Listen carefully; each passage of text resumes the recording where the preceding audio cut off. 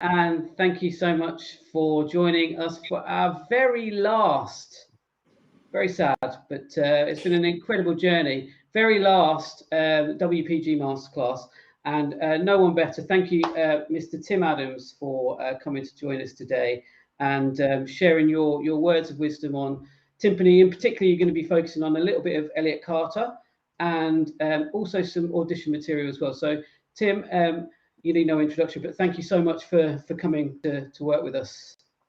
Thank you so much for having me, Tim. I'm honored. Thank you. Okay, fantastic. So we are going to start with Ashley Ridenhour first, and she's going to be performing Elliott Carter's timpani piece called Canaries. Let's just cue this one up. So if you wouldn't mind just muting whilst we just perform it, and then we can break it down afterwards. All right.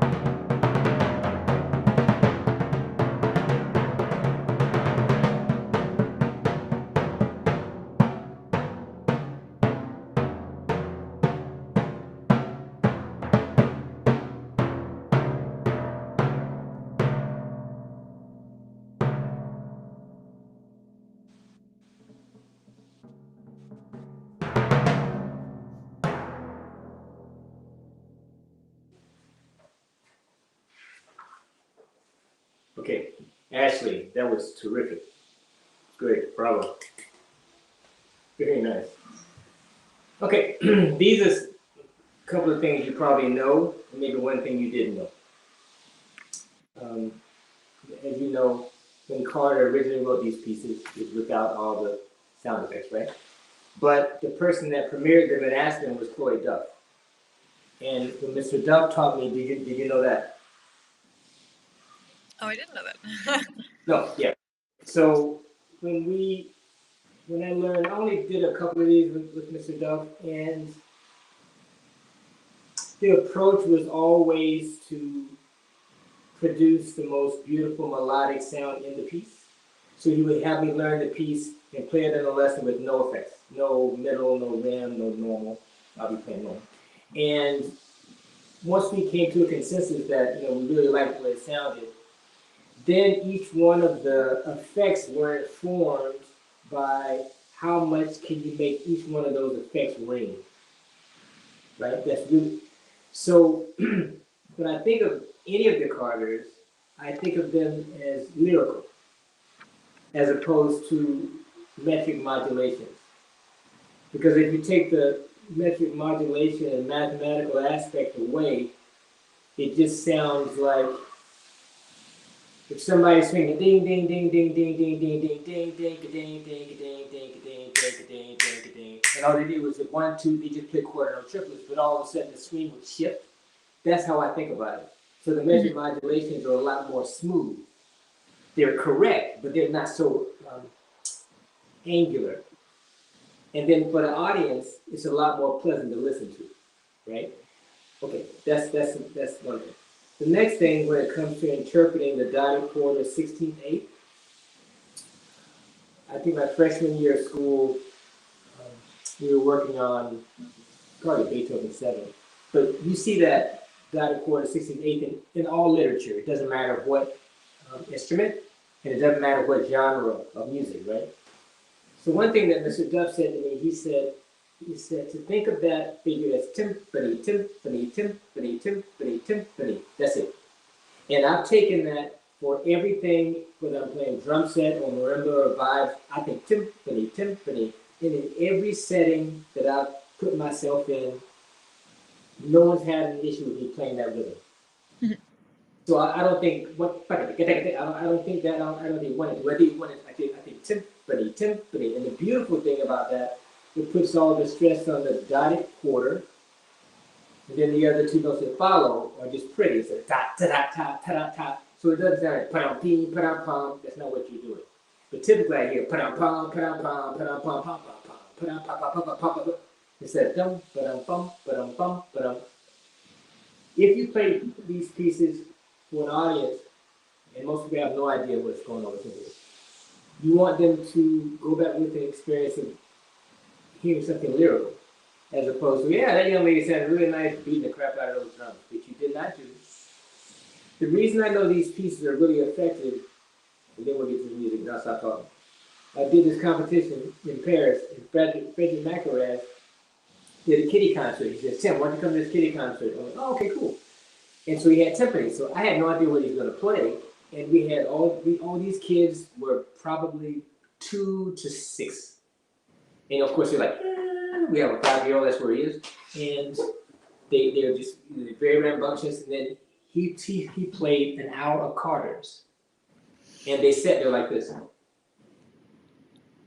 Didn't move. But the reason they sat there is because he played them beautifully. Because if you play them very aggressive, you have 1 or 2 reactions: boredom or in awe. But when you deal with kids, it's like a moving target. You never know what the response will be. But what I thought was really interesting was he confirmed my thought that you play these beautifully. Okay, enough of that. So your metric modulations, not only from, let's say, do you have your music in front of you? Yeah, I have it in front of me. Okay.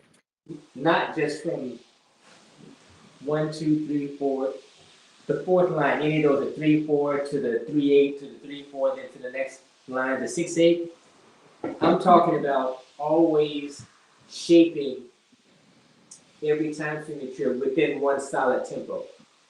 So, for example, so ba ba ba be ba ba ba ba be ba get the beep ba ba beep boom ba ya da dee da ya da ba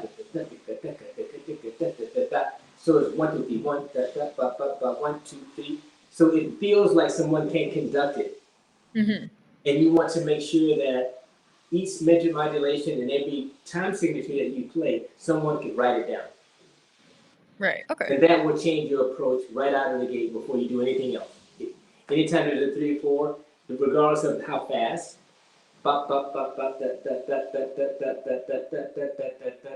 whatever it is, that the person listening understands is 3/4, then 3/8, then 5/8, but the da da da da da da da, whether it's 2/3, 3/2, you can decide. It's actually right there for you. The first 5/8 is 3/2, 3/2, 2/3. If you can make it feel that way compared to the 6/8, but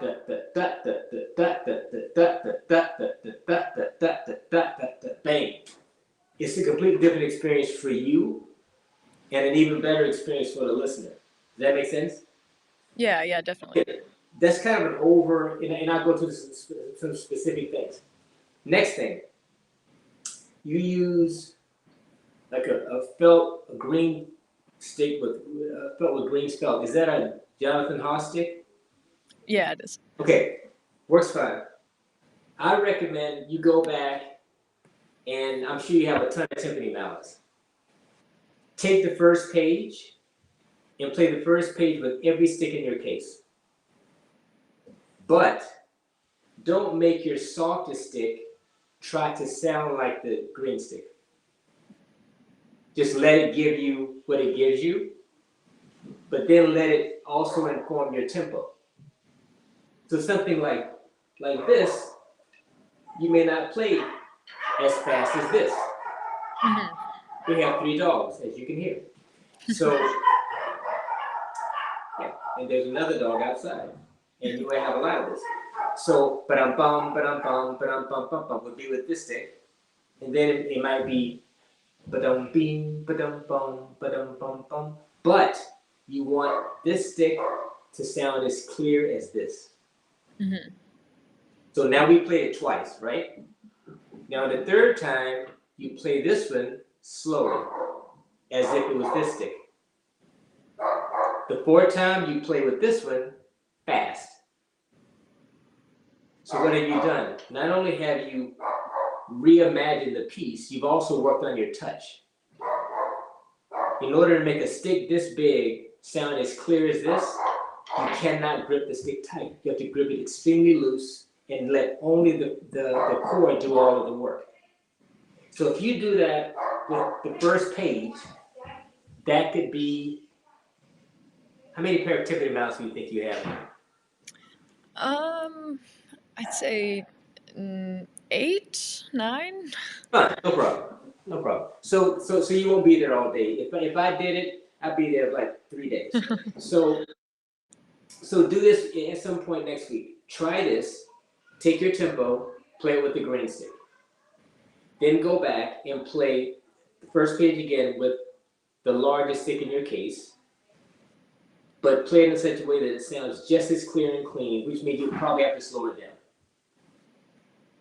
And then flip it. Then take the softest stick and play the tempo. You understand? Yeah. But the purpose is, what I like to do with most music is, regardless of the instrument, is play with a lot of implements, because what that does, not only does it reimagine the piece as the tempo that was given, it helps me, it opens up my interpretive possibilities and also enhances my technique at the same time. So that way, all of my practice time is really substantive. It's never really about that piece. It's about it better in the context, right? And then you can take that same idea that I gave you and take it to a marimba piece, take it to a vibe piece, take it to whatever. And I just feel like cars in general, I'm on a personal mission, and I do this with my students, and at some point I like to record these. I'm on a personal mission to try to put the message out of the Carters, to not make them sound like tom-tom solos, basically. Okay, now let's talk about playing spot. Now, when it says rim, I recommend you go to the rim far enough that it gets that ping, ping, ping, ping sound, but you have to practice this piece or all of these extremely slow every time, so you know exactly where to pull the stick back to get the same ping each time. Mm-hmm. So that means now sonically you will change these pieces, because every time you hit a rim, it'll go ping, it'll be the exact same. Now your normal, you have to make that in relation to the sound of the ping and the dead of the center. Now, I never play in the center, ever. Even like in American in Paris, it says play in the center. What I like to do is I play close enough to the center that it's dull, but close enough back that it still sustains. So it goes ping, ba, and then ba, as opposed to ping, ba, thud. Right. Right? So the idea is that you want the beat to sound exactly the same on each one of the playing areas. Now it does not. We get accustomed to it because it says center. Yeah, but you just change the pitch. So the reason I don't do that is because it changes melodically what I'm looking at the page. It literally changes the pitch. A person will no, it doesn't. Well, sure it does. I mean, you get all those other things which I don't even think about, like harmonics, and I don't deal with that with typically. But if you check it out, you'll go, yeah, the pitch does sort of change. Like you play a different pitch. You hear the essence of a B, but it's really not a B. You hear something else that's ringing more. If you play on the rim, it gets a really pingy B, then a really nice B, and then a B that's warm and a little bit dull. Mm-hmm. So experiment. You want something in there. You want, here's a good analogy. If you have a 60-foot bass and a 50-foot bass player, that's a big bass and a big person, right? If you pitch, that goes bong, because that's a big string. But if you can imagine pitching that and then muffling, it will go bong. That to me is that's what the center is. Right. Because remember, if you put a little more sustain, it'll be a lot of contrast when you do these things really fast. Right? So I think that the most important sound is making the center not in the center. Right. Okay. Does that make sense? Yeah. Yeah. Because then what that does, you end up having like a trio when you play. You have a soprano, tenor, bass, or soprano, baritone, bass. So, but a bass doesn't mean that it's dull. It just means that it's low. Right. Does that make sense? Yeah. Yeah. So try that. I mean, what do you think about that idea? I actually did. I tried that out yesterday, actually, and I liked it a lot. I heard the difference that you're kind of describing now, and I think that's something that I'm probably going to stick with. It changes all of these pieces completely. And I think I was able to kind of hear, like you said, I've had kind of like an aggressive approach to the piece. And I think when I switched from exactly in the center to like slightly off center, I was able to hear how it was actually more beautiful and more lyrical. Then in addition, it's extremely important that rim, you practice the rim. Mm-hmm. That's the toughest to do. Every time you hit it, it goes, it's the same ping. It's not like a lot of rim and then, I missed the rim, so it's a little bit too far. That's the one that takes the most practice. Mm-hmm. So this is a tempo that I recommend that you practice this. You would play beat, B, ba, dee, ba, B, bong, D, that slow. Mm-hmm. Over and over and over. And what that does, it recalibrates how you hear the melody. Then you gradually speed it up, however long it takes. Don't be in any rush. Now the beauty, but when you start, don't stop until you get to the end of the piece. Right. So now the piece is going to last, who knows, like 7 minutes. Really, it'll be insane. But the beauty of that is, this is how I learn all pieces, not just to anything, is I start from the beginning and I don't stop until it's the end. Mm-hmm.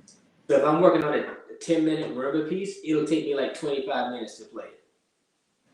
Because I play slow enough that I don't miss and slow enough that I can think about every note.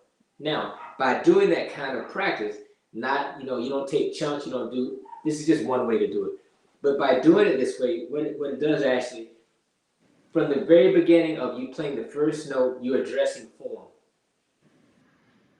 Right out of the gate. Because if you learn in sections, if your memory goes away, it's a lot easier to play in a style of something when you have learned something from in terms of its form. Mm-hmm. So now, if you play as slow as I play, even slower, and you eventually get to ba-dum-bum, ba-dum-bum, ba-dum, the number of interpretations in between comes into the hundreds, right? That's a lot of times.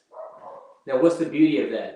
Is you have to play a recital or a concert, and you just feel like SHIT. You just feel horrible, right? So if you feel horrible, you wouldn't feel comfortable playing the tempo that you recorded. Mm-hmm. You just wouldn't. You might throw up on the drums. Yeah. But it would be it wouldn't be a good experience, right? But if you play from the beginning to the end, a lot of times you can find a tempo that you can play that make that where you are at the moment. What that does is opens up performance in general to you. So experiment with that. Tell me what you think. Send me an email and go, you know what? That's a great idea. It's like, no, you're out of your mind. I'm really curious because that's what I've done, and I still do it now. I don't have as much time, so I might end up playing something slower, but I just won't force it. So I'm able to actually go on the stage and play what I feel, as opposed to kind of trying to cram how I play it into how I feel. Right. And then it's not a good experience for you, and probably not a good experience for the audience either. That makes sense. Okay, any thoughts or comments so far? I think I'm good. I don't have any questions off the top of my head. Okay, fine. So let's go through the piece. So you don't have any measure numbers. I don't either. So I'll just go by lines of the staff, okay? Mm-hmm. So here's a way to practice this piece. To go back and relearn. I do this to pieces all the time.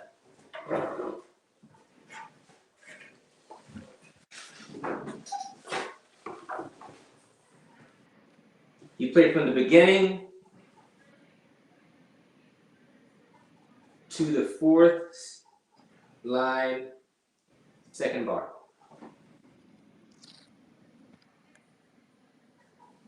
And the reason I would stop there, because in my mind, from that 3/4, it's more like transition to the 3/4 that chord at 270. Mm-hmm. Even though the third line, bing ba bum is quicker than the first line, it's still in the same aesthetic. Timpani, timpani, timpani. So it's just a little faster. So you play the first 3 lines, then the first bar, stop. Then practice from the 3/4 to the 6/8. Where it says dotted chord equals 90. Right. Okay. Why is that? Well, you want the to make sure that you don't crush the triplets and it's not forced. And it has to go. See that hairpin? Yeah. Now some of that it's not even inherent in the direction. It's the complete opposite. You're going down, you have to crescendo, which you normally support on a timpani when you play lower notes. Okay, that works. And then you diminu in there as you go to the top, but then the F is going to shoot out. That's the purpose of playing slowly, so you have the facility to do that fast. And actually, if a person is looking at the music, they can actually hear B da ba da ba da ba da da ba ba. That's what's written, as opposed to like everybody kind of does, right? Mm-hmm. So I'm kind of encouraging you, because you have the facility to do it, is actually be able to play exactly what's on the page. Be extremely meticulous about it, as opposed to, this happens a lot on timpani. I think a player will accept that's what the timpani does. I don't do that, but I'm playing it, so why would I accept something that's just sitting there? It doesn't do anything until I hit it, right? So my idea is to control everything about it. And the only way to do that is to play so slowly that you understand what happens when you go down and you shape, and most importantly, what the head does, the tension on each individual drum. Because that's 3 specific touches. You're on a C on a 26th, which is entirely too low for the drum. Mm-hmm. If you slam it after coming from the F natural, which is prime time, and then you have a C that's in the wrong place, B is okay. Then you play that wrong note again on the C, and you back up again. that's how analytical I think it is for you to experience your touch on the instrument. And that way the timpani sounds as clear as the snare drum. Mm-hmm. Right? And if you think, well, that sounds kind of, it takes the music out. No, it actually does the opposite. You're able to actually be very expressive because you know exactly what each drum does. Mm-hmm. Okay. Does that make sense? Yeah. All right. So let's go to the top of the second page. The third bar and the fourth bar, you slow it down a little bit in tempo. You can go back and listen to the video. And the reason that I know you played you slowed down because all of a sudden you had a lot of space.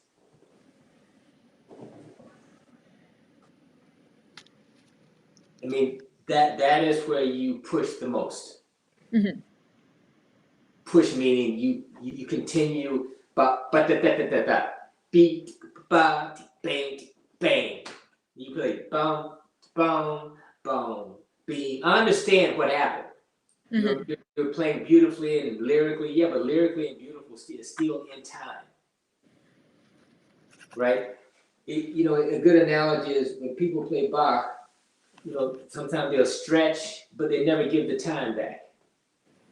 You have to give the time back always because the time is what makes the audience get connected to the chord progression, Mm-hmm. right? I mean, we all speak in a cadence. We don't speak like this. We don't. It's rhythmic. And if I want you to understand, I'll say, now, Ashley, I need you. Now I've got your undivided attention, even here on this platform. So it's the same. So I use that now and use a whole bunch of words just to encourage you to be so committed to time. Mm-hmm. And that's the essence of, okay, enough of that. So the second and third bar and fourth bar of the top of the second page, make sure you don't drag. And you slow down about a couple of clicks. Is it perceptible? Yes, perceptible to me. And you want it to be perceptible to you. Mm-hmm. Another thing I forgot to recommend is that you turn your metronome on for each section. And make sure that it's really aligned. For example, you put it at 270 and then 90 and then wherever you see the numbers, put the metronome on and make sure not only are you playing with it, that it has a lilting quality to it. Mm-hmm. So when it turns off, okay, enough of that talk, okay? The next thing, second line.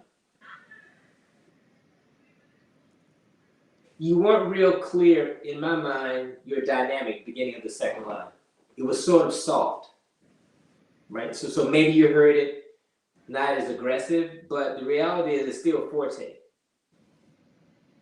right? So the third bar of the mezzo piano, you were almost mezzo piano-ish on the 3/4.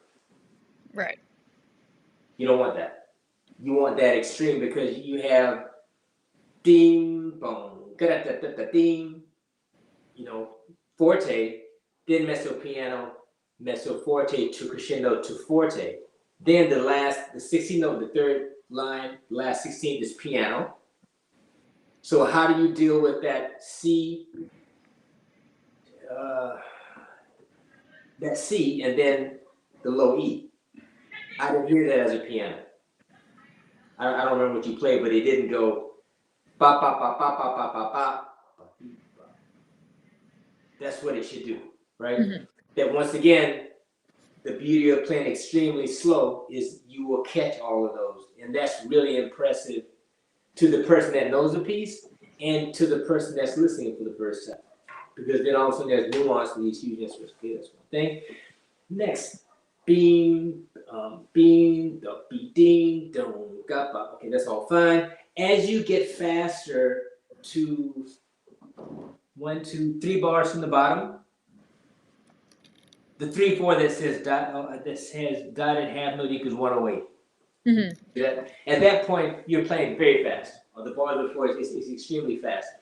The key is that it still has that beat, don't. It has that 2 against 3 or 4 against. It has to sound not agitated and not like it's going to fall apart. It didn't sound that way because it was real clean. but it was like right on the edge. I'm like, is she gonna? Oh, she made it. Right? So once again, when you play, it's never about you. It's always about the comfort of the audience. Right. I'm not saying to make them comfortable, because sometimes you want to make them uncomfortable, want to run out of the place. But you want to have them comfortable that you can actually play it well. Does that make sense? You push it just to the point. Is she gonna fall? No, she didn't. Okay, good. So I recommend you take 1, 2, 3, the 5th line, 5th, 6th, and 7th line up to the 3rd bar, the 3/8, and play all of that. The metric start very, very slow. So the metric modulation ends up not going as fast as it does, to make sure that each gradation, it doesn't feel, it's like a painter. You ever check out Jackson Pollock? Yeah. No, and you see him, he goes, and it's all intentional. Even when you watch him do it, you know, even there's intention in that, right? So in my mind, when you have those inadvertent E's or whatever you're playing, in B's, they should be intentional, not like, oh, I forgot. There it is. You're like right on the, you want them to be very intentional. So to the ear, they only hear that the ideas get faster, as opposed to, oh, this metric modulation is moving now. Right. Is that helpful?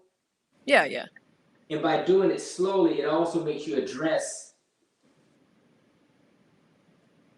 when you play the E, the B's, 1, 2, 3, 4, 5, the 6th bar. The 6th line, sorry, the 6th line, 2nd page, page 19. That all of that transition, it crescendos, right? Yeah. Sometimes your E's and B's got as loud as the F's and C's. In my mind, the accents are the melodic development. It's just kind of that bum, bum, bum, bum. Okay, yeah. An ostinato that's real pretty. Ding, ding, ding, ding. It's almost as if you have 2 people having a conversation. Even though yours got to the point that they were screaming at each other. And that's okay, but you would rather have them be, what's the word? Loud but not screaming. Does that make sense? Yeah, yeah. Yeah, that's a good one. You get a friend, you're like, you know what I mean. Okay, so that's that. Now, let's go to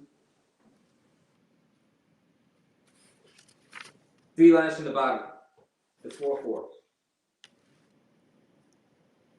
That but the bing.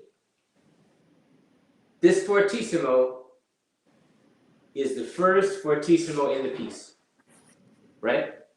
Yeah. That's important. So the entire beginning is based on how you get there. To me, that's important, compositionally, right? So it takes the audience to a point, and then it comes back again, right? The last bar, and then it comes back. What's interesting, it's only fortissimo 6 times in the entire piece, right? And usually when you hear it's fortissimo the entire time, right? So the only 6 times is fortissimo. So not only compositionally is he writing it in rhythms, he's writing it in addition in dynamics. And what's interesting, he goes, you have 2 at the very end. And that's 2 of the 6. And they're spread out. So that to me alone changes how you interpret the piece and how you can work on it. Yeah. Okay? One more thing and then we'll be done. 2 lines from the bottom, page 19. This is a great place that the rim has to be exactly the same each time. Yeah, you get it. Now every single, right, okay. And so that normal should jump out like, oh, and then up, and then back again on the rim. Exactly the same as the beginning. Your pianissimo was a little bit louder than the pianissimo at the beginning of the line. Can't do that. has to be extremely anal retentive, where it's the exact same beat. When you play that C on the last bar, should be the same dynamic as that previous beat.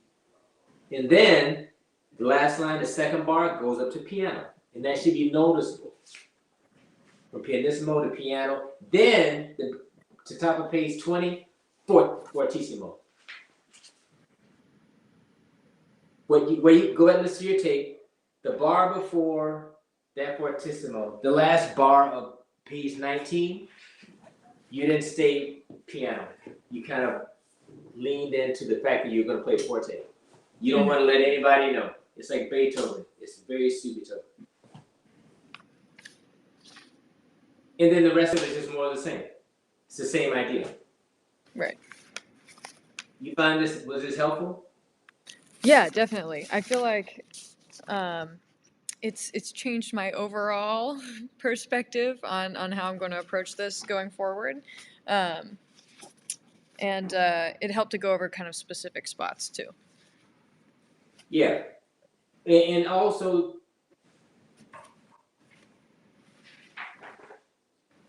dotted quarter equals 90. I mean, you know, dynamics are a roadmap. I mean, tempo is a roadmap. You kind of decide. If you decide to play at 50, okay? Just play it with a certain kind of commitment. Mm-hmm. I mean, I played some Carter pieces with Carter in Tanglewood, and it was very, very interesting. You know, I played I forgot the name. I think I have it downstairs. It's a chamber piece, had 4 percussionists and a bunch of people. And what was interesting is he didn't say much, but all of his comments were primarily about dynamics and clarity of rhythm. And once that lined up, the piece sounded completely different than when we ran it. I mean, we sounded like we were heard in Cash when we first started, because we were like. But once he made that analogy, then I started to understand. Okay, that's Carter's music. And I play some of his orchestra pieces too. But I think you'll find that these pieces will be a lot more rewarding if you treat them melodically and make sure that each one of the placements of the different effects is very meticulous, and take the dynamic, the tempo marking as whatever makes it the most pleasing to your ear, and the tempo that you can best express how you feel to an audience. Mm-hmm. Does that make sense? Yeah. That's it. All right. That's helpful. Any questions about that, or comments? I think I'm good. Thank you. Oh, my pleasure. Thank you, Tim. That's some amazing feedback. Thank you. And we've actually got quite a few people watching the stream tonight, which is fantastic. Got a couple of questions, if that's all right. Of course. This one might be quite relevant, actually, because I'm reading your bio, Gailey. I saw you've worked with Bernstein and Elliott Carter, but Reba Evans says, who have you enjoyed playing under the most and why? Mazel. Lauren Mazel. He hired me in Pittsburgh, and that was probably the greatest, hardest year of my career.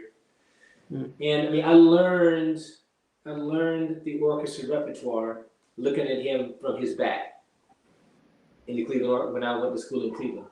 So for 4 years, I watched him from the back, and I learned a lot of repertoire from him. And the reason I like him the most, and I've been fortunate, man, I played with a lot of people, a lot of great conductors.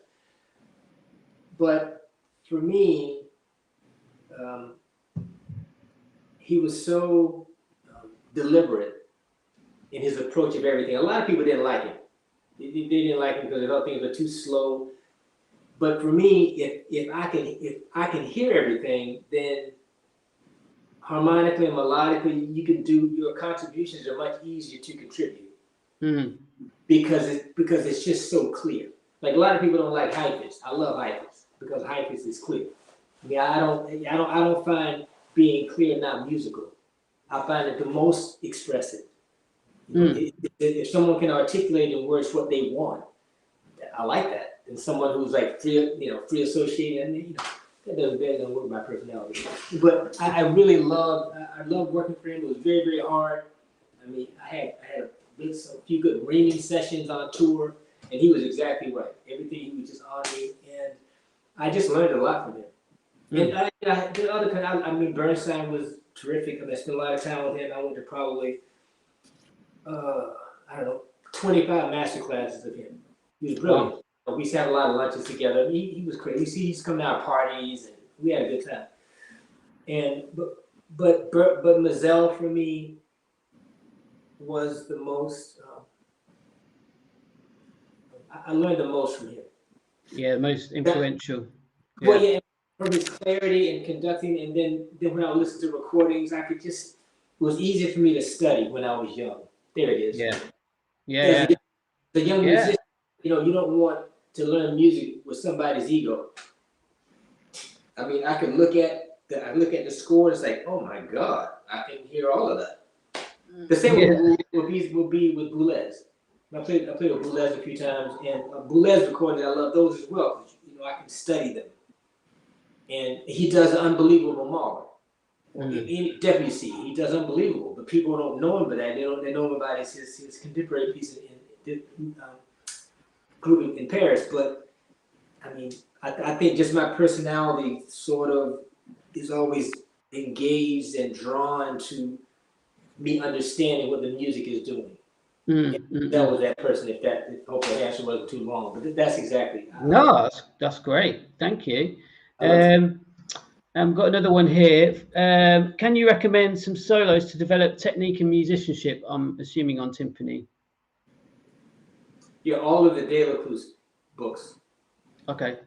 For me, they make the most sense. I mean, and I played through all the books, and I really.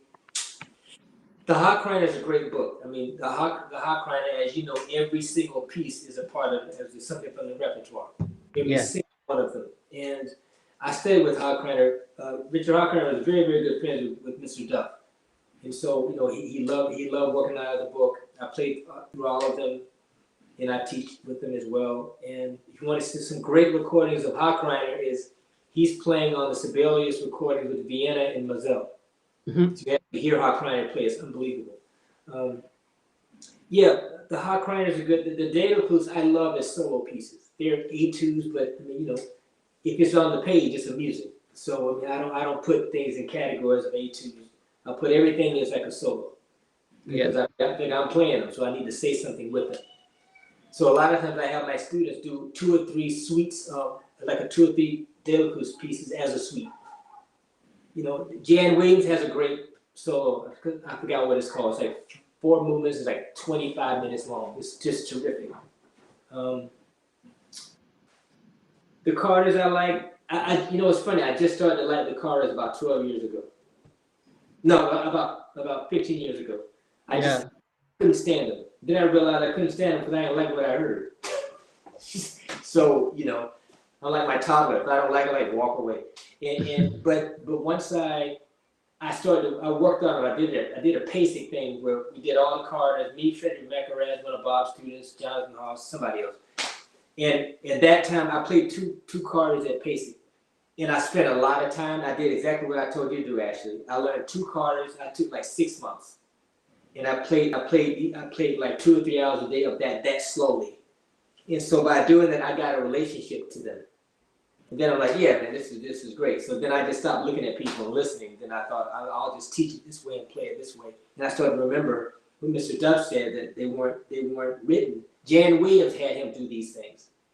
But initially they were just pieces. So if you play Canaries without the effects, it's beautiful. So that's why I recommend those kind of spots. Did I answer that person's question? I mean, totally. I mean, totally. I wrote 5 of them that are pretty good. You can get them at most of them. I'm not pushing them.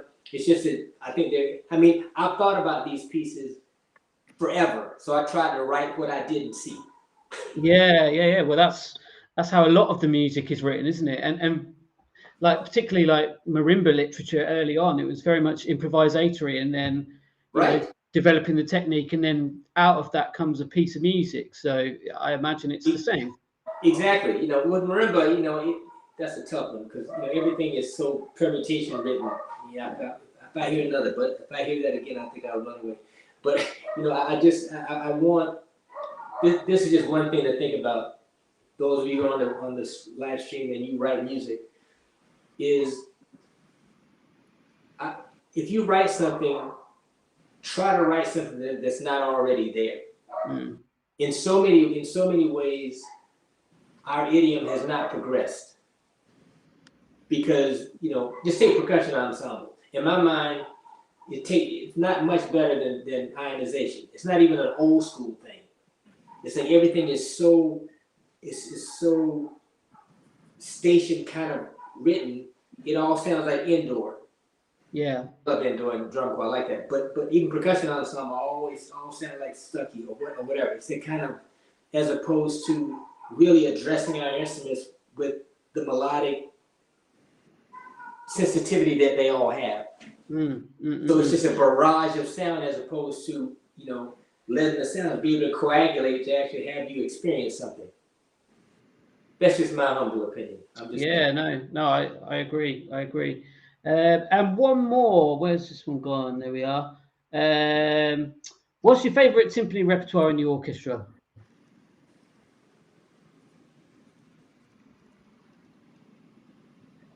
Oh, tough question. Beethoven.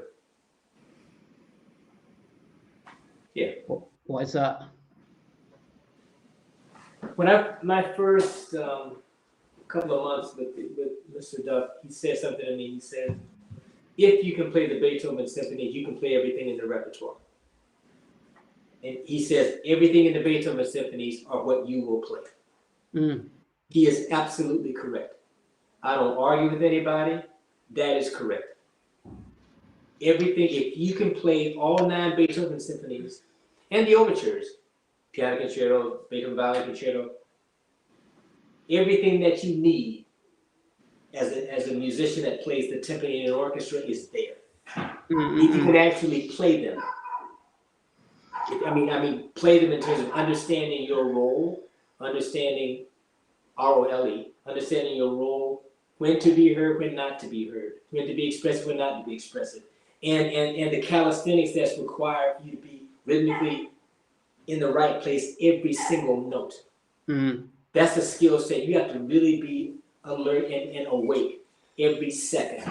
By doing that, when you get to Brahms and Strauss and Bartok and Sibelius, you have the intellectual capacity to understand how your instrument works in order to engage in a way that you make a contribution in a substantive way that's not about your ego.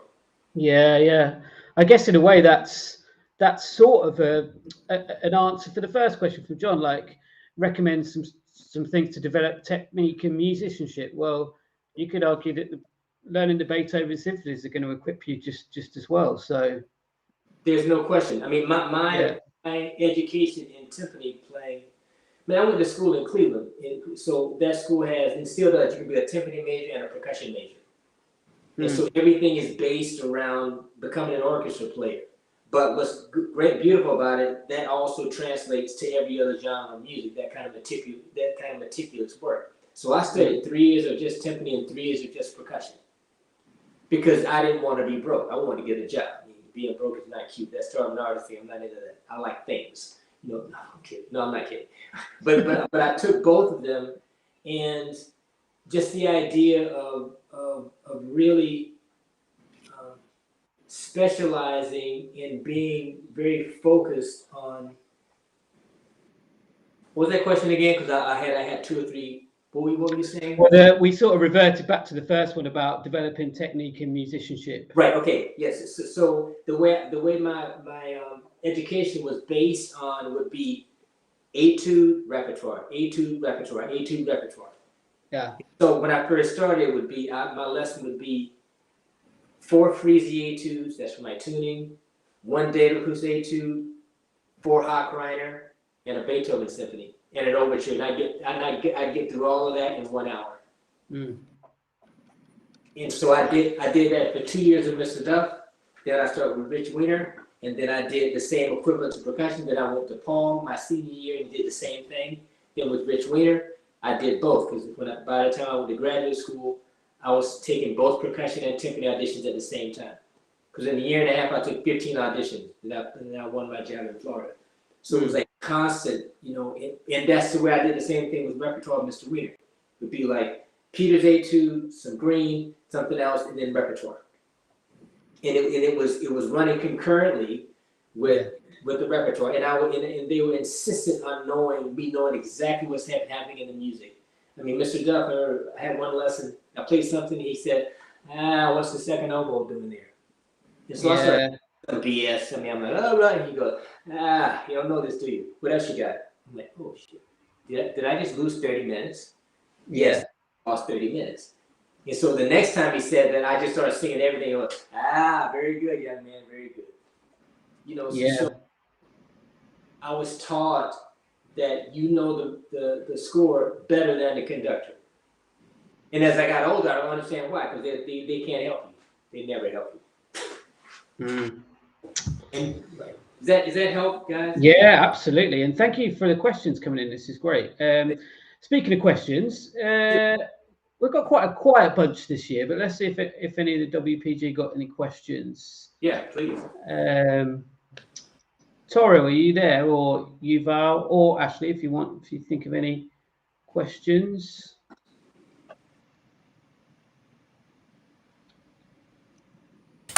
Yeah. So hello, Tim. I was just wondering, what made you actually decide to go into that route of being a timpanist? At what point did you decide that you wanted to do just that? I'll make this a short story.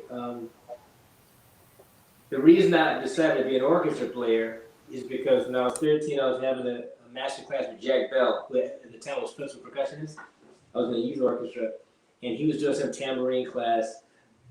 In about 20 minutes in, I raised my hand, because I was looking at it, and I'm thinking, does he do that for a living? I mean, it just came out. I said, Mr. Bell, he goes, yes. I said, do you play percussion in the Atlanta Symphony for a living? He said, yeah. I said, they pay you to play percussion? He goes, yeah. I went, okay. So about 10 minutes later, I raised my hand. I'm not asking anything about tambourine. He said, yes, Tim. I said, now I just want to make sure. So you play in the orchestra, but you don't have to teach if you don't want to, right? And they still pay you. He says, yes, Tim. Okay. In about 20 minutes, still tambourine, I raised my hand again. I said, I just want to make sure, Mr. Bell, that I understand that you're not a band director, you don't teach orchestra, you don't do anything but play percussion, and they pay you. I said, yes, Tim. I went, okay. So I went home that night and told my parents at dinner I want to play in a major orchestra when I grow up. That's it. That's how I decided. It wasn't that orchestra music rang better than rock and roll or jazz or soul, R&B, whatever. I was listening to all kinds of music. It was strictly a career choice. I could play the drums and they would pay me. So I'm like, yeah, let's sign me up. So in youth orchestra, I was playing percussion, and then my freshman year of high school, I was principal percussionist. Then my sophomore year, I became timpanist of the youth orchestra. We had a good youth orchestra. Lewis Lane used to be our conductor, and he used to be the resident conductor of Cleveland Orchestra under George Zell. I got very lucky. So my junior year of high school, I started studying with Paul Yantich, who was the timpanist at the time. And it was great. I studied with a guy in Atlanta Symphony who was still there from the time I was 9 till I was 17. So I was very, very fortunate. I stayed really good training, very young. And so when I was 17, I started playing extra with Atlanta. And my first concert was Marlin 5. I played woodblock. Tam Lewis Lane was conducting, and Paul was right above my left ear playing timpani, of course, And so he's playing, and I'm like, okay. And then the solo was just beautiful, just terrific.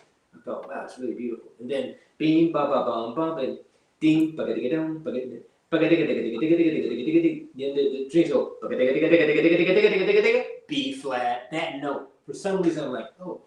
Then boom, boom, boom. And then after the concert, I said, Paul, where'd you go to school? I never asked him because I'm just studying with him. I can never please him. My dad loved the fact that I could never please him. So I said, where did you go to school? He said, I went to the Cleveland Institute of Music. Okay, who'd you study with? He said Cloyd Duff and Richard Weiner. I went on to say, I want to go to Cleveland. I want to sound like him. And so I got to Cleveland. I was fortunate. I got in there. And Paul was really kind of the turning point that I thought, now I can get paid to play the timpani. Okay, that's good. And so if this man can make me sound like him, sign me up for that. And that's how I went, literally. And then after 4 years, I started playing in a rock band, did that whole thing.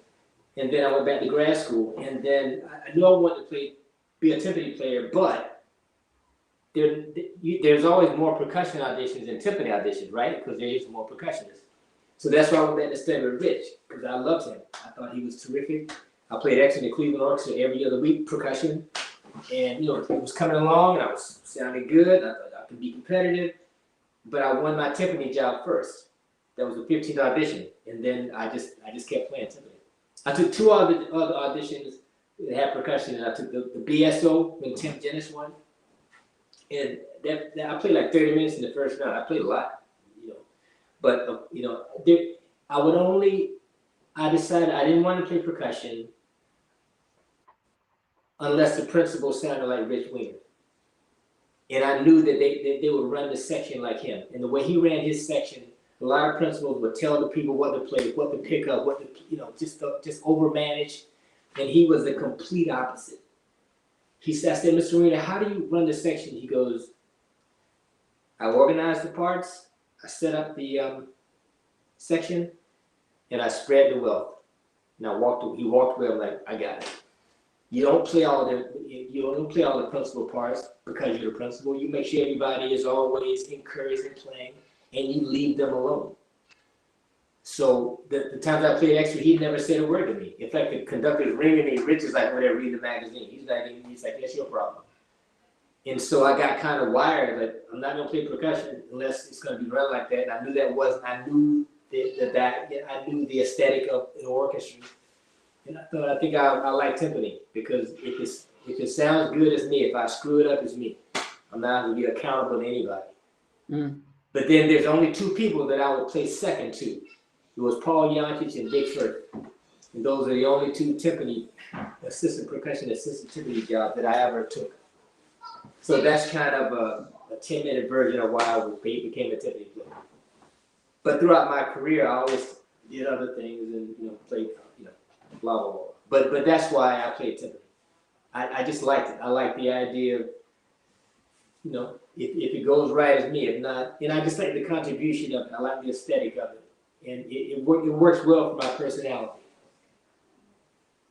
So I recommend, when you have your career choice, really think about yourself and who you are and how you maneuver. And I think your idea and goal will be really illuminated if you take a real good look inside of who you are. And I did that. I was always like that, and still am. So does that answer your question? Yeah, absolutely. Yeah, no, it's. I really like that last part. Actually, I think it's very important. Yeah, absolutely. Yeah, know who you are. Yeah. It's important. One other thing I'll just say, just for you guys, young players, is like it's okay to want to sound like your teacher if they can play. Everybody wants to sound like themselves. Why do you need that responsibility? It's too much. Just be like them. If you respect them, just copy them. You won't be them anyway. It's not possible because you're not that person.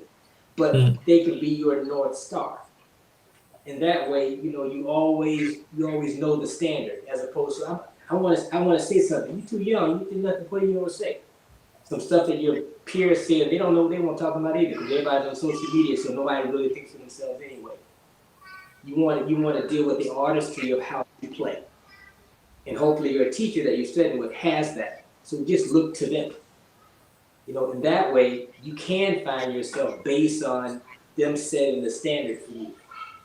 And I've always felt that way. I don't want to be, if someone says I sound like this person, then I'm honored. I don't want to say, no, I sound like myself. But it is me. I can't sound like Cloyd Duff or Rich Weiner or Paul Yancic or Bill Wilder. I can't. I'm not them. but the way I hear and play music can be informed by that information. And so if I can do that in a way that respects that lineage, then I feel like I'm doing the right thing. But as a young player, that's one thing I see sometimes as a fault. Everybody wants to be themselves. You don't need that responsibility. You want to be like somebody else that can play. And then you can really grow fast, really fast, as opposed to trying to find your way. Man, that's too much work. But that's just me talking. I don't need all that. I had Paul down here with me, and I said, man, I really thank you for everything. He said, well, Tim, we're equal. I said, man, I don't need that responsibility. I'd rather keep you right there and I'll stay here. You can have all that mess. He just started laughing. But I was actually very, very serious. I mean, you can't take yourself that serious. Just maybe more than you need, but I figure I'm old, so I can just say some stuff now. Great. Thank you very much. Oh, man, my pleasure. Thank you. Anyone else? Shalif, question? Yeah, I'm sorry for being late. I actually got the time wrong. I thought That's Tim. okay. It was partly my fault. So No, I'm sorry though. Sorry, Tim. So I'm apologizing. Sorry. Oh, man, no. I thought I was. Yeah. Actually, it's quite funny because I'm always the guy. When we had Joe Pereira early, almost a week ago, I was like, probably I'm not the only guy who play. Sorry, I'm not playing timpani usually. I'm not a timpanist at all. And actually, I found myself today practicing some of the Bartok orchestra concerto excerpts because we're playing it in school, and we have auditions on the parts this Wednesday, which would be interesting. And I'm just, if you have something like words of wisdom about the excerpts and of this piece, it would be great. And I would just like to hear you talk a bit more about your career path, which is really interesting to me. And also, I really like Tori's question about why you chose to be a timpanist. So Tori already asked my question. Yeah, I'll kind of give you a short version. So career thing, and I get the bar talk. It's very easy. I can help you with that. I've always wanted to be an orchestra player, and I just like the way it sounds. It's sort of not that deep. It's not like the heavens open and I just like it. It just sounds good. It's like a lot of people making a lot of music. There's nothing that sounds like that on the planet. Nothing. So I dig it. So, but then, I played in a rock band, played bass guitar and keyboards and sang and did all that. And so I did a lot of studio work when I graduated from undergrad. I sang a lot of jingles. I sang 50% of my work was singing. And I got a lot of singing work because I can sight sing like you can. And then sometimes singers, the rhythm is they can sing beautifully. The rhythm's not great, but I could sing in tune. So I did a lot of singing. And my rhythm was good. But then when I got to Indianapolis, I played in Florida I played in Kansas Symphony for 5 years, which was through the end of undergrad and graduate school. And then I played in Florida for 4 years. And in Florida, I taught 3 marching bands and a drum corps because I always played marching bands. So that was a really great way for me to have an income stream that I didn't have to go on unemployment. So I taught 3 high schools, wrote 3 books. One was like a Star Wars, a John Williams. One was like a Cowboys. They always play kind of like Western things. The other one was kind of contemporary. So I wrote for 3 years, and I taught at Florida Way Drum and Bugle Corps for 3 years. And then when I got to Indianapolis, I started playing drums a lot. I played a really good jazz quartet with Rob Dixon. He's out playing now. And Jimmy McDaniel's big band. And Jimmy McDaniel was a sax player for Cab Calloway. We opened for a lot of big jazz acts. So I was going to quit the job in Indianapolis to become a drummer and play jazz. My dad taught me out of that. Then my dad taught me out of quitting my other jobs. My dad taught me out of not quitting 2 of my jobs. Because I'm always like searching. Is this enough? I was always trying to get better. And so I always kept playing, and always, in Florida I played Murmur's concerto, and then in Indianapolis I had a percussion concerto written for me. The first movement was Murmur, a whole bunch of stuff, and the second one was 9 congas and 7 timpani for the last movement. And then in Pittsburgh I had another percussion concerto written for me. that was like 4 timpani, prayer bowl, bing, ba, bum, but I played like 4 over here and 3 here pedaling. Then the middle movement had a bunch of congas and djembe and effects and what do you call it, mics and what do you call it when you stick when you stick something on a bar or contact. I had a lot of contact mics and it would trigger this animation on these screens. Then the last movement was vibes, 2 timpani, and I walk up the stage and chime. That was about James Oliverio. And then in Pittsburgh, I was playing a lot of R&B, and I made a bunch of records with a buddy of mine, bass player, who's played with Winton and Fred Wesley and all this stuff. And then I wrote a percussion, a timpani and violin concerto that I did in 2008 with the concert master for the chamber orchestra. So my entire career, I've always just played music.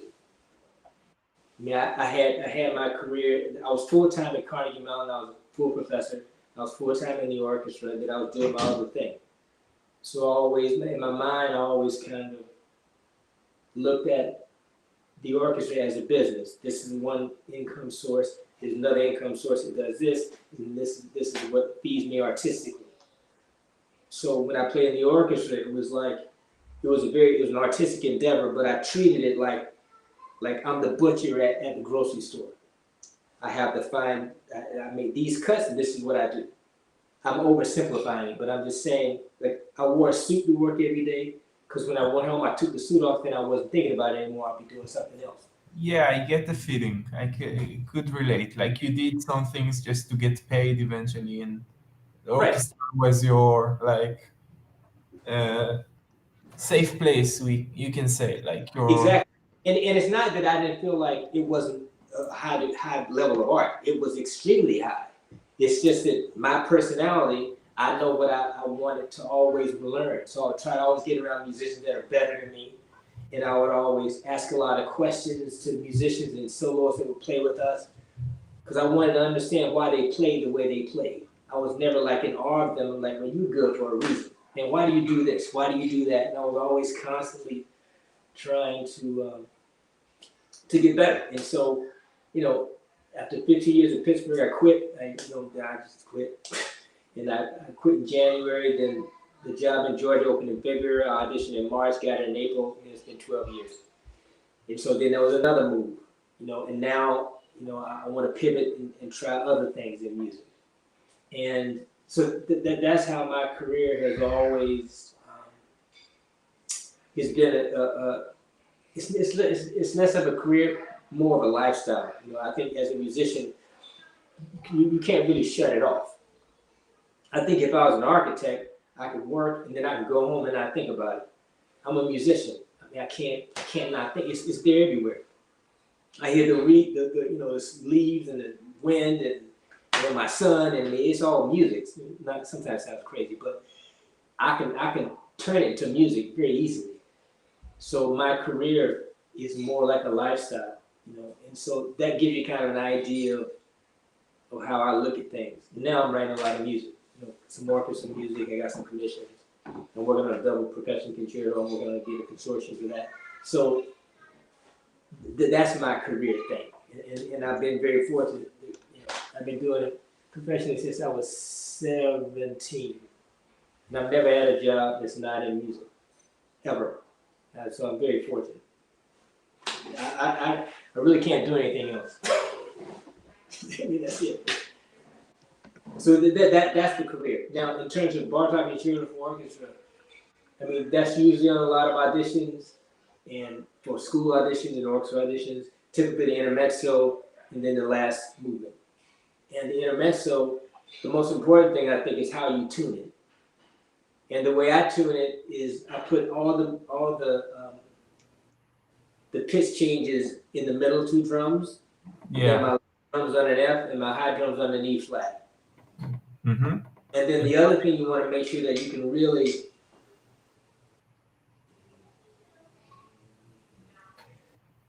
bom bing bom bom bing bom bom bing bom bing bom bing bom bing bom bom bom bing, bong. Yeah. You want to be able to sing it, and then you want to be able to sing ba dee da dee da dee da da dee dee da dee da dee dee da dee dee da dee da dee da dee da dee be da dee da dee dum ba dee da. And then they go on, right? So the importance of being able to sing that is, first of all, you won't sound like you're playing that. It won't sound like you're playing an etude. It'll move and have the elasticity that it'll be in time, but it'll move the way the violas move, right? And when I got the job in Florida in the finals, I played it. There was long silence, and I thought it was okay. Maybe I'm gonna get ready to get cut. And then I hear Mazel goes, "Mr. Adams, silence. Please play it again and sing the viola part." Da dee da dee da dee dee, and it did. And then silence goes, "Good, go on." And I asked later, I said, "Mr. Mazel, why did you have me sing it?" He goes, "I wanted to make sure that it wasn't luck." Yes. So there you go. But you want to do that with everything that you play, whether it's orchestra music or whatever. Yeah, definitely. You want to be able to sing all the time, and that way, when you play, it's informed by what's going on in your head, not going 1, 2, 3, 1, 2, 3, 1, 2, 3, 4, 5, 6, 7, 8, 9. It's not based on a time signature. Yes. It's based on what's happening actually in the music. So you go to the piano and you sing ba dee da dee da dee da da da. What that does is when you play out of tune, you won't leave it out of tune. You'll actually adjust, and then you never get judged by playing out of tune. You get judged by not fixing it. Yeah. Once you understand that, you don't. Mr. Duffy used to always say, "It's not a sin to play out of tune. It's a sin to stay out of tune." That's something I was told about timekeeping by one of Israel's definitely best drummers that I had a chance to do a masterclass during like the COVID lockdown. Mm-hmm. So he told me the same exact saying about time. Like it's not a sin to be not in time, but you can judge who is the best drummer by who is adjusting the quickest. So that's exactly right. I mean, anybody that can really play in any ensemble, they're not playing steady. They're moving in such a way that you don't know they're moving. That's like a real artist, right? So anybody that's playing in time, pay attention. They're not playing in time. They're actually moving around. Like you go to an orchestra and you hear a person play percussion, and they're like very deliberate and driving the band, but they're not playing with anybody. That's not driving the band. If you drive the band, you drive it, but you're flexible, and it's like elusive. Like I didn't realize how good Rich Winter was until I played right next to him. I'm like, man, I got next to him like, oh, that's what he's doing. Okay. I mean, the Cleveland Orchestra is one of the finest orchestras that ever touched the stage, but it's still an orchestra, and an orchestra does not move together. It's not humanly possible. It's too many instruments moving differently. It only sounds together by the time it coagulates to the front. Usually, I mean, every orchestra, even the best ones, they sound a little bit messy sometimes on stage because look, the first violinist, their body is going out that way. The cellos are going across. The basses are going that way. The horns are going back. Think about it. It makes no logical sense for it to work. Yeah, even like from the crowd point of view, first violin is always closer than flute per se. Yeah. Right. I mean, so that being said, that's the importance of being able to sing when you play alone, so you sound like you're making music and not just playing an excerpt. Then the last part is usually played. Boom, boom. There's an E flat. I put the A on the 31, 32, then I play the last E flat roll on the 23, and then bottom, beat-em, all that. The C sharp to the C natural, that's all on the 29. The D sits on the 26, and then all the pedalings on one drum. So in general, what I do for most pieces of repertoire, I do as much pedaling as I can in the middle two or on one drum. Yes. Especially when you in an audition setting, because then it makes there's continuity and consistency that always happens coming off your drums. And it's much easier to manage one drum than it is 4 drums that you don't know. So to go back to the intermezzo, I use a stick like this. I use something that's relatively big, usually a felt cord, but a cartwheel. And the reason I use a cartwheel as opposed to a ball stick is the ball stick obviously is round and it sounds round, but it's more difficult to make a ball stick sound like a cartwheel. But it's much easier to make a cartwheel sound like a ball stick. And you can do it all by touch. With the cartwheel, if you use this kind of stroke, it's kind of a boom. It's a very immediate. But if you go, then you just soften it, have a J stroke, all of a sudden you can make it sound like this. Mm-hmm. So I played concerto for orchestra enough that I used a lot of different mallets, and that finally came up with what I started with in college. Now, when you use something this big, when you get to the E flat, you can't use the same touch because that's a lot of chord for a drum that's small and it's too low, and the pitch is too low. Yeah. So as you play, you have to have a lot of different touches as you go along. The G and C are really low on the middle two drums, so if you have a nice pretty touch that you lift, then the F is prime time, regular stroke. B flats, you're getting better. E flats, too low. E naturals, perfect. And then from the A flat to the G sharp to the A, and then D, G. So each time you play the repertoire, always understand when playing a timpani, chances are you're using different touches in every drum. That's why you play something like Symphonic Metamorphosis, ba ba ba bum bum ba bum, and people get to the fourth C and it sounds like they're beating the crap out of the drum. It's because they're not taking the consideration that C is too low on the 26. It's too low. It sounds terrible, but it doesn't have to sound terrible. That means you have a specific stroke for that, a different stroke for the B flat, which is nice, and the G is tight. Then the E flat is too low. So that's 3 different touches going ba ba bum bum bum bum. You go ba ba bum bum. It's gonna sound completely uneven. Mm-hmm. Even though it's the same dynamic, but if you listen critically, you'll realize, yeah, but those notes don't really sound even. The pitch is the same. It's the same volume, but the quality of every note is not the same. It's like splatty, really good, really fast. Who knows what's gonna happen on the E flat?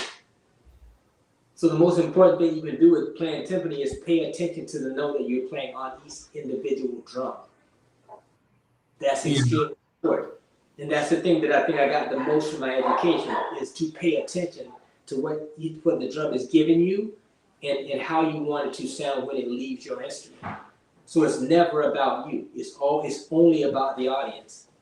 Rich Miller would always say to me is, you want to play so clearly that a person can write down everything that you just played. And Mr. Duff would always say, you play to the back of the hall. So you lift and you get the sound to them, not to yourself. It's important that your sound moves. It means if you think that way, you'll never really be laid in the ensemble. You won't be back there trying to get a big, deep, rich timpani sound. You just sound like big and rich and late. Yeah, thank you. I always got told that I'm playing for myself, so definitely I want to help out. Yeah. Oh yeah, man. You play for them. Those are people that are paying your salary. Play to them. All right. Thank you. Yeah. Does that help? Yeah. Very interesting also. Definitely the stroke types make the excerpts sing a bit more. Even you do, like you also talked about the technically, like you shouldn't hit the tunes on the low end of it and sounds like crap. Exactly. It also makes it more musical if you try and get different sounds out of the drums. Yes. Yeah. I mean, I was always taught, that the bass, the timpani is like a bass. So I'm always thinking about the timpani as a bass instrument. I'm playing the string bass. So even if I play aggressively, it's never harsh. It's aggressive. The aesthetic is always beautiful, but the quality is based on what's required for the music. So I don't play Rite of Spring like Brahms 1. But Brahms 1 is not aggressive.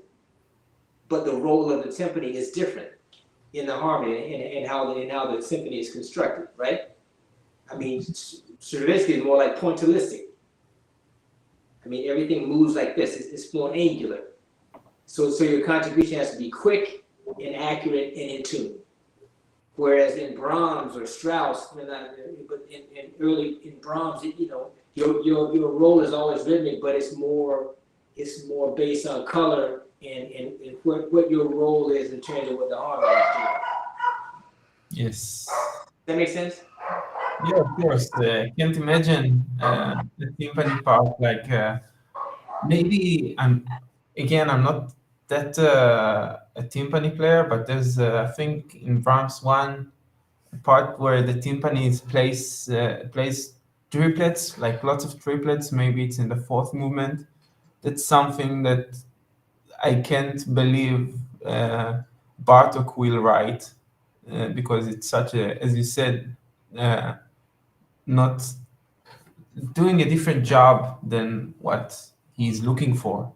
It's more of a texture, so I can't imagine what you are talking about. You can't imagine what I'm talking about? Or Yeah, I can understand it. Yeah. Yeah. I mean, even in each composer, they have different roles in how they use the instrument. So it's very fascinating. I mean, Sternberg. If you play Gerlier, Sternberg, Sternberg Gerlier sounds like Strauss. But you think of Sternberg as, but it's not. I mean, he has a wide palette of music. But you only really taught like one thing in school. So that's a whole nother conversation. Yeah. Thank you again. Hey, my pleasure. Great. Any more questions? This is good. Okay. Tim, I can we can do some pieces. Then I also can just talk broadly about different composers and how to approach them. Yeah, absolutely. This is your session, so take it any trajectory you wish. That's cool. Well, I can ask you guys. I mean, what I was prepared to do, and I'm glad we spent this time talking, which is terrific. Was I over the pandemic? I did 8 Zoom classes, like one in August. I did all 9 Beethoven symphonies, all the overtures, and Beethoven Violin Concerto. Then the next month was all Brahms and all Strauss tone points and all the Bartok pieces. Every month was something different. And then I had 2 classes called the Audition Hits Volume 1, Audition Hits Volume 2. And I sent Tim all the stuff for Audition Hits Volume 1. So we can do that, or I can talk more about playing timpani, the things you should know in order to be a timpani player, the things that need to be in place, head clearing, stick covering, maintenance, that kind of thing that maybe you wouldn't get, maybe at least you get a different perspective, or how you navigate being in an orchestra, tenure, just the whole thing. So I kind of leave it up to you guys. What would be the most helpful to you? I'm prepared to do either one of them. Because I mean, the half hour. I mean, this is going fast. I mean, it is. Yeah. All right, let's hands up for a couple of excerpts. Hands up for general.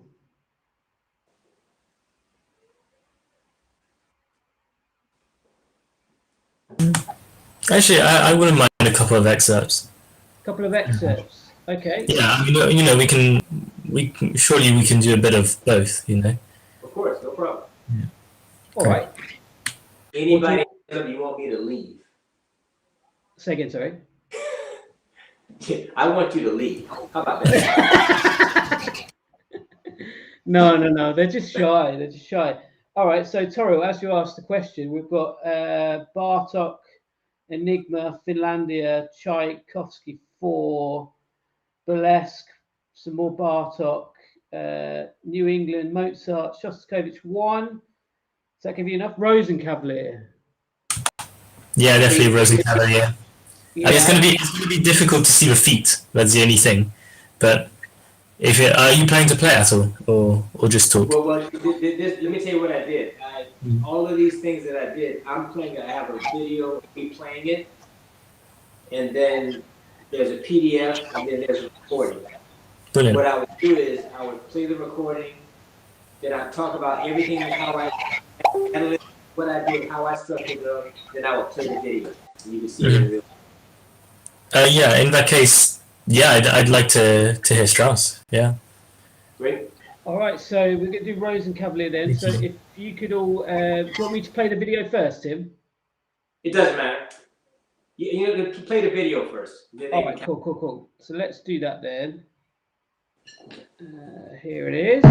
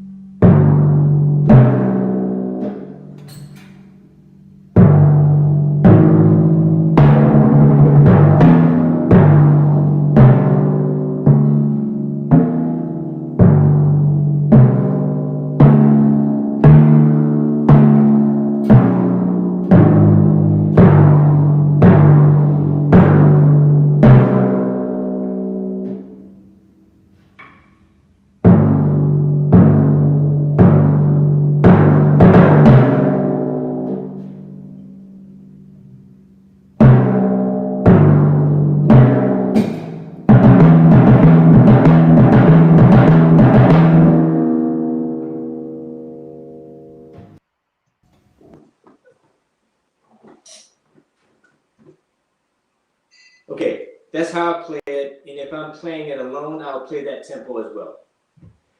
And what I used there was, I think it's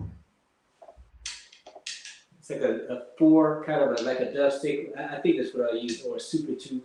And that passage like that is really about making sure that the notes are immediate, and it's not about creating a really big timpani sound. It's about being in tune.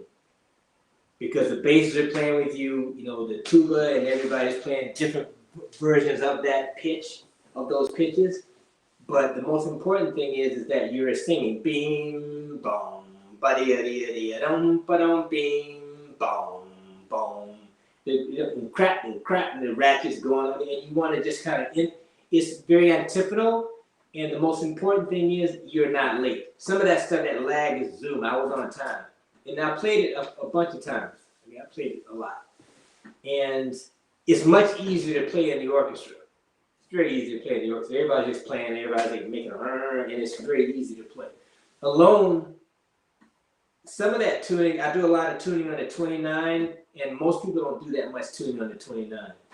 I learned it that way, and I never stopped. Even in auditions, I've just done it enough.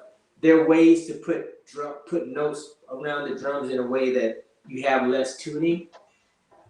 But I was so determined to make sure every note is in prime time of the drum that I've just always played it that way. Does that make sense? I'm just wondering, how much do you rely on the gauges? Oh, you rely on the gauges, absolutely. That's okay. Yes, absolutely. Now, if you go to an audition and sometimes they cover the gauges, right? But they don't take the pointers off. So what I do is I put G, A, or American G, A, D, and F in the middle of the ratchet. You understand? Like the ratchet is like this, right?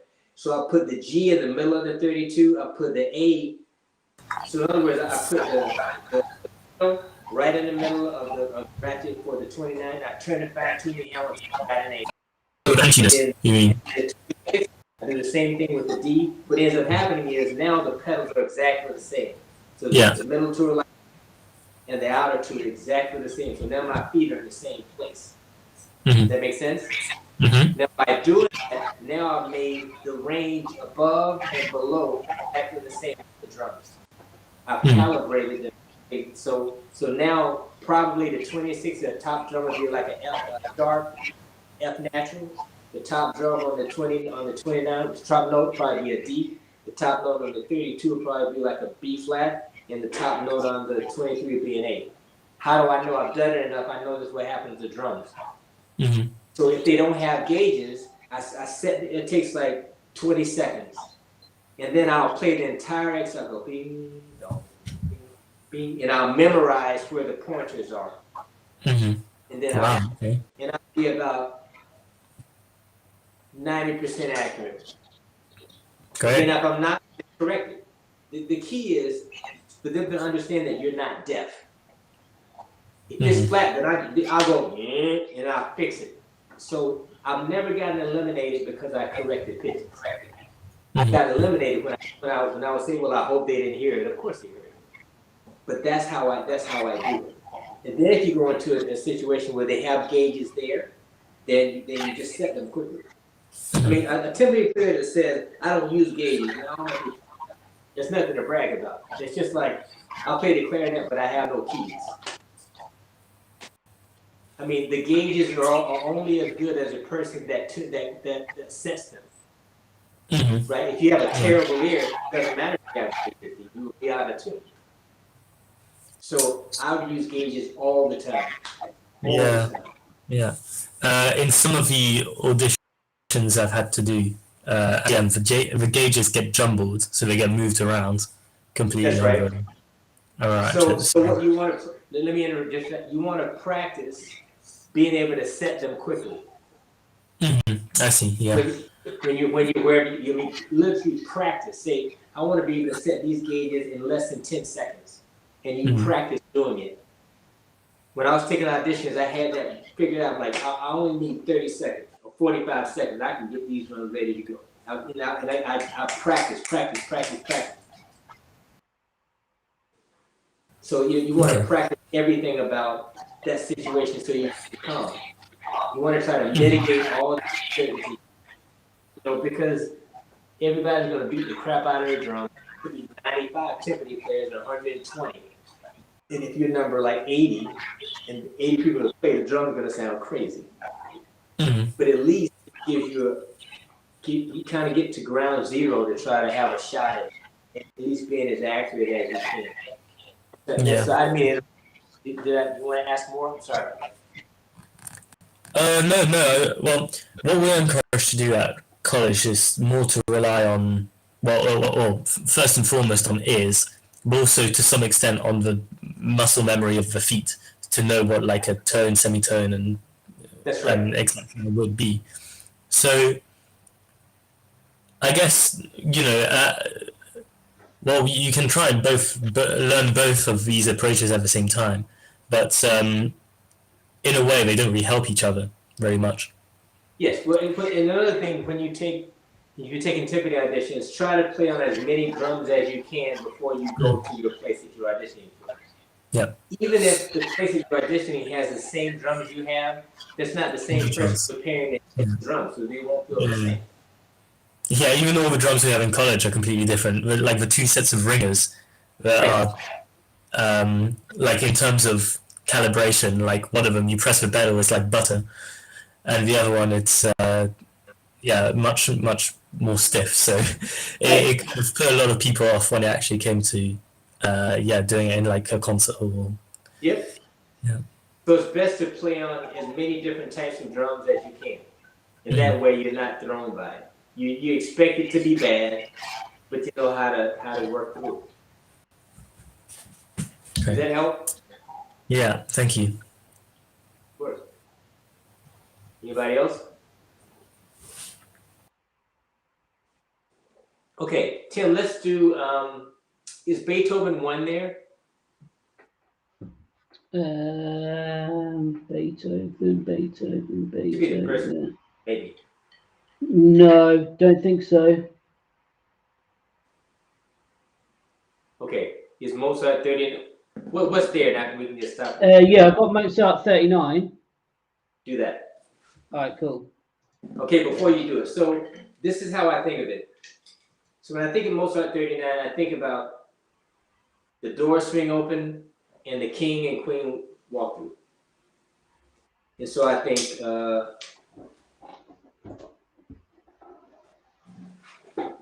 boom, ba-da-dum, boom, boom, boom,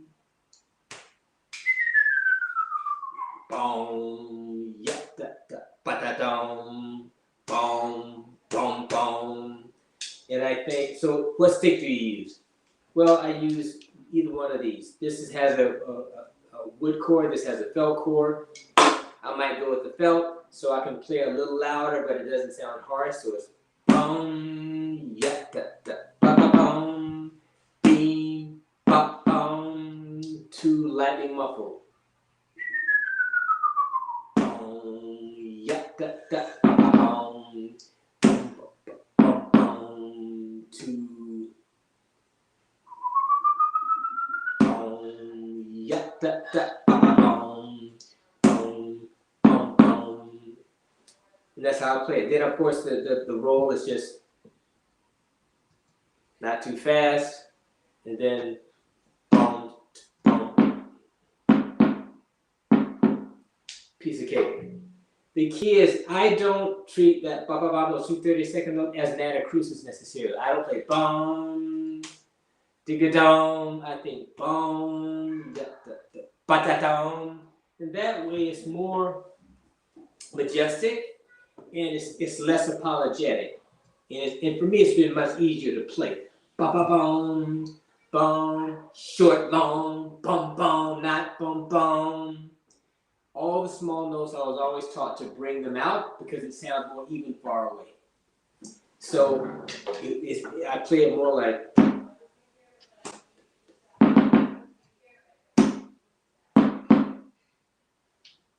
Okay, let's just play it, Tim, please, if you can, the video, if you have the video.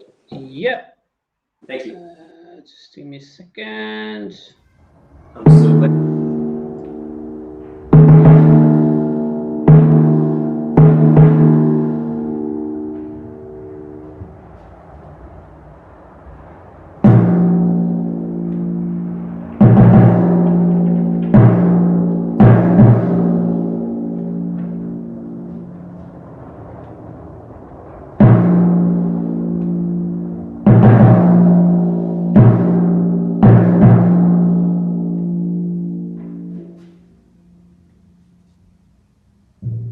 I just jumped right into the roll there. We got rolls. Go to version, I think.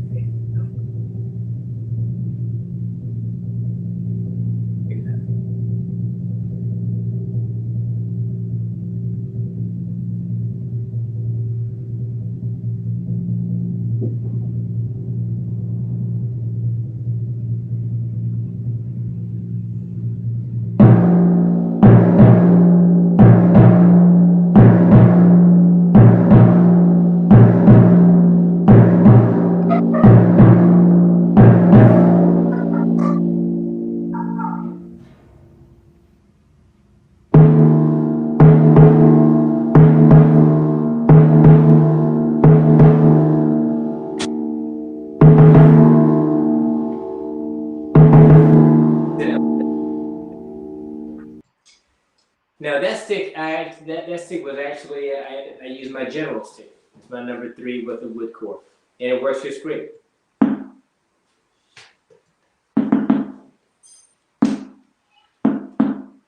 Quickly, I use duff sticks, and the reason I use duff sticks is because I've used every other thing on the market when I was playing. almost every stick made, I've used it. And I always use them in concert. I never use them in rehearsal. So I can say I honestly have tried this stick. And the beauty and the curse of playing in a concert that you can't stop everybody. Go, hey guys, sorry, this is not working. Can you start making letter A? You know, so I pick up something and I just have to make it work. So that's why I always came back to this stick. That's not even to push it, because everybody's got their own thing. But that's the reason that I play them, is because I've actually used everything else on the market. And what I like about them is that they're all covered the same, tight. So it doesn't matter if you play with the hardest or softest. It all speaks the same quickness. It's just the core and the felt, or American and German, makes the quality of the sound different, but the quickness is all exactly the same. So what you end up hearing is just the size of the mouth. And that's the reason I use dub sticks. It's for that reason. That's it.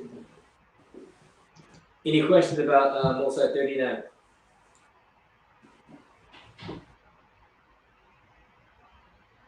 Okay, let's go to, can we do Strauss Burlesque, Tim?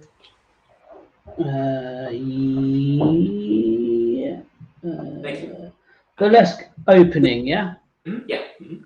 Okay. So, before Tim plays this,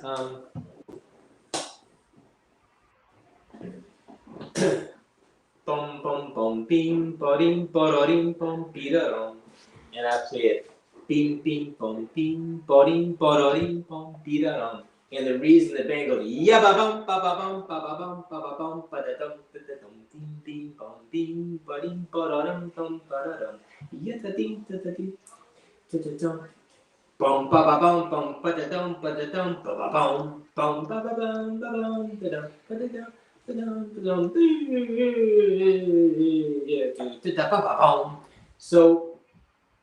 it's bum bum bum bim bodim bododim bum tim buddy badadum bum badadum. I think da buddy bum badadum. I end up using like a general stick. I don't go for anything harder because you still want it very tuneful and melodic, but you want it to be quick, so the wood core works well. Ding, ding, ding, ding. That much lean on it, because by the time it gets to the back of the audience, it sounds like bum bum bum bim ba-dim ba-da-dim bum ba-da-dum. If I really wanted that phrasing to come out, it would sound more like, and that works just great. Now for an audition, you kind of split the difference.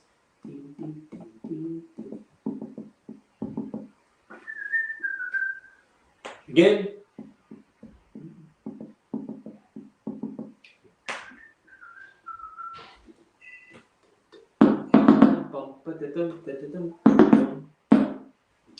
Have you found it yet, Tim? Yeah, good to go. Yeah, thank you.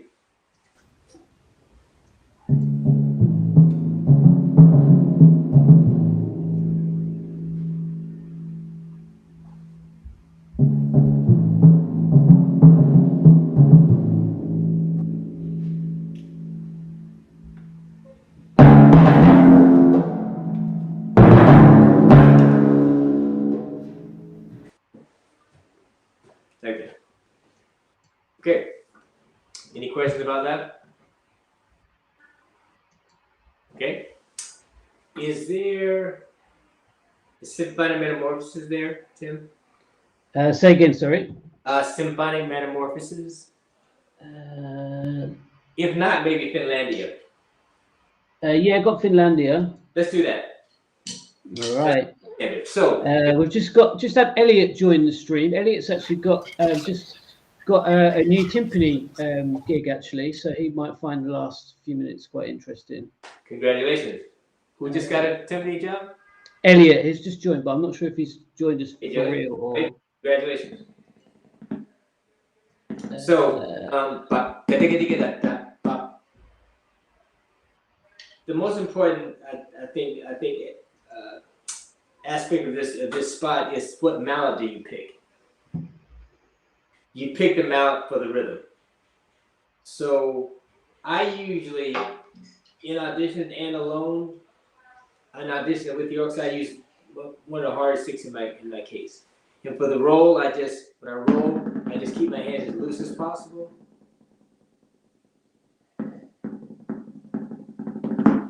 Now you can go dee da dee da da dee da. That I play.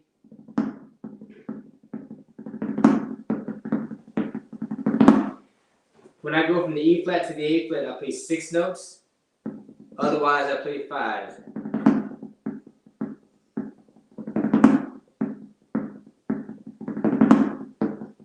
Does that make sense? So 5 would be 1, 2, 3, 4, 5, 1, 2, 3, 4, 5, 1, 2. So it sounds like B ba B ba B ba B da dee da. So, and I get 6. That helps me get from the E flat to the A flat. And it doesn't matter whether it's left hand, whether you play American system or not. So it's ba da da da da da da dee da dee da da dee da da da da dee.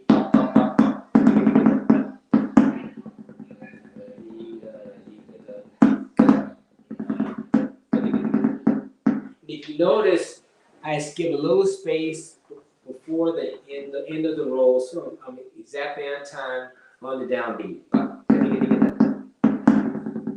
Dee da dee da da dee da da da da ba da. So ba ga da ga da da ba ba. Okay, let's play the video if you have it.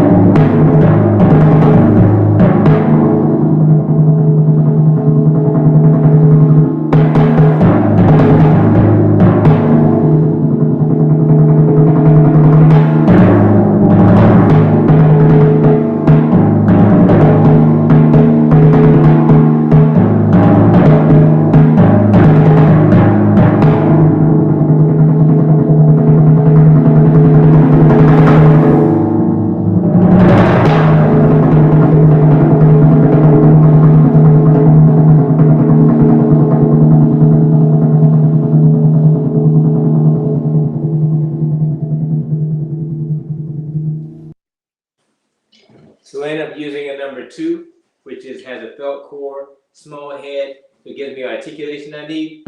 And then for the roll, it has a softer chord, so it gives me the warmth and sonority that I need for there. All right, let's use the last 5 minutes or so to any thoughts about these pieces or anything else you can think about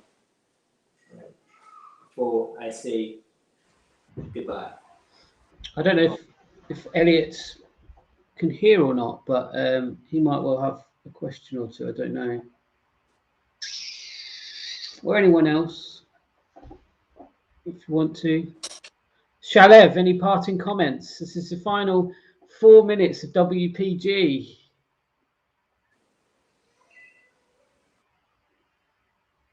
Wow. No more. One thing I have a question. Oh yeah, go on then. I have a question. It's a general question. When you are practice on excerpts, what are you thinking about? You are singing the melody. You are trying to react to the orchestra. What do you do when you practice?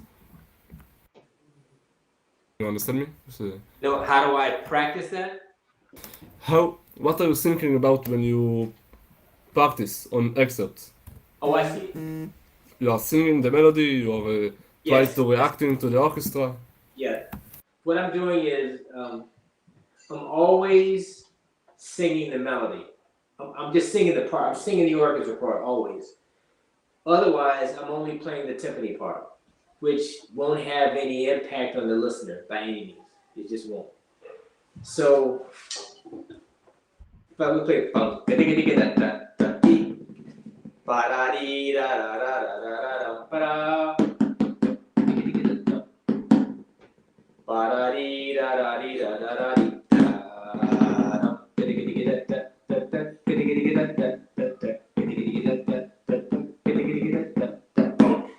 okay, that's string. So there, but I changed my touch. Hold on, Prince, stop.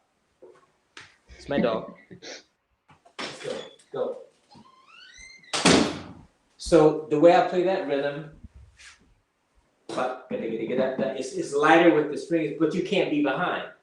So I don't all of a sudden go that because I will be behind. So I play with the same intensity, less volume, but more direction because I need the sound to get to the front. So we play together. But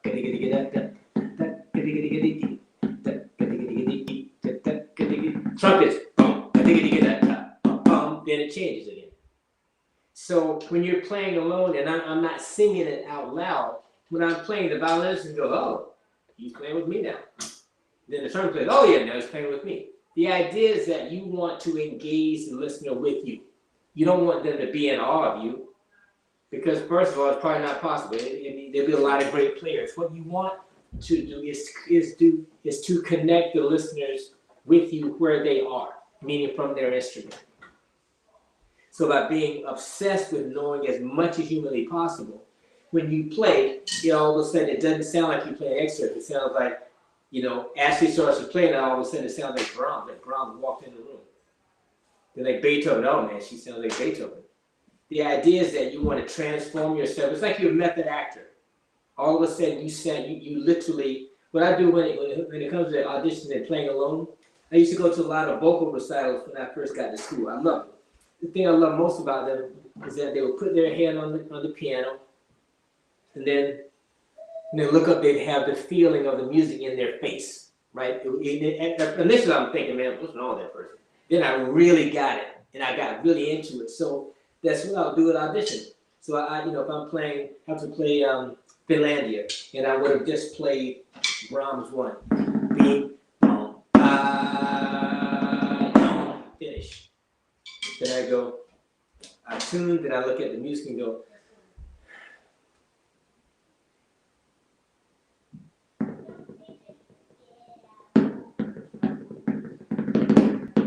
I just put my head down, deep breath. When I open my eyes, I'm playing that. And then if I have to play Brahms, I go,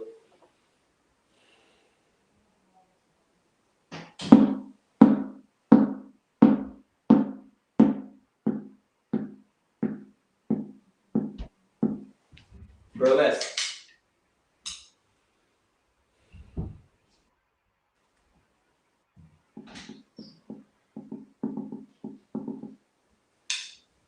That's how I do it. And I got that from singers. You literally just put your head down. It takes 3 seconds. Take a deep breath that cleanses you from what you just played. Open your eyes. Start playing the next piece. Does that help? Yeah, fantastic. Thank you. All right, well, Tim, thank you so much for your time this evening, or this afternoon for you. It's been amazing to get your insight in some timpani repertoire.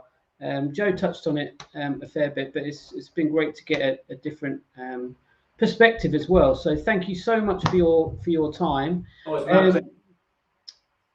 Thanks. And I'll just wrap up the stream. So this concludes, if you just bear with me a minute, Tim, and then I'll come back to you in a minute. Thank you everyone for tuning in over the last 2 weeks. What an amazing time we've had with so many. I think we've been to pretty much every part of the globe in some shape or form. So thank you all for tuning in. I hope you've learned a lot. I certainly have, and I know the guys here have. Just a quick plug, if you are around in 90 minutes for our final showcase concert, that is on YouTube and will be on Facebook as well, but I strongly advise the YouTube link provided on the Facebook page as it's in HD. So that's all from me, signing off for another year at WPG, and thank you so much to everyone involved, all of the coaches, all the artists, for making it such an enjoyable experience. And thank you once again, Tim, for joining us for our final session. Thank you so much, guys. Thanks for your questions. If any questions, reach out, Tim Adams at uga.edu, and I will write you back.